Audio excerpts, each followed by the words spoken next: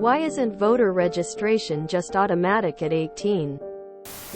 Why is voter registration necessary? I'm from the only state without it. Have proof who you are and vote. Seems simple. If you need a signature to reference, you should use the ID you should have to provide. I had a teacher in high school that every year, as soon as a student turned 18, she would help them get registered to vote, and registered for the draft, if they were a guy. It is where I am from. Why do we have registration at all? Why isn't voting day a national holiday?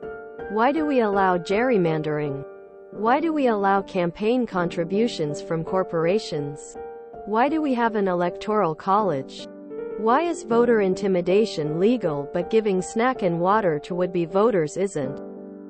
Voting is the only way to fix anything, aside from a violent revolution. And yet voting itself is incredibly broken. It's inconvenient, at best, and damn near impossible at worst. It is in Europe law. You just go to your closest polling station that you are assigned to based on the address in your national ID and vote there. If staying in a different city, check with the local municipality for polling stations that cater to you. If in another EU country, you vote at your embassy. IDK. Why is such a process in the US? Because Republicans don't want young people to vote. Because that would be too easy. You register because you are telling them what district you vote in and, in some states, how you prefer to vote, in person, by mail, etc. You also state your affiliated party if you have one, so you can vote in their primaries.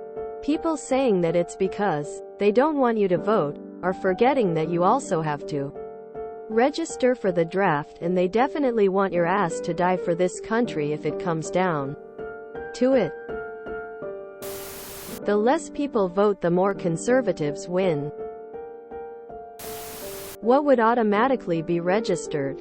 They need to know your address. People aren't born with national IDs. Because then Republicans would always lose. Compulsory voting is done in Australia with a small fine for failure. It works well, with high compliance. It would fix a lot of the issues we have, but not the issues some people don't want fixed.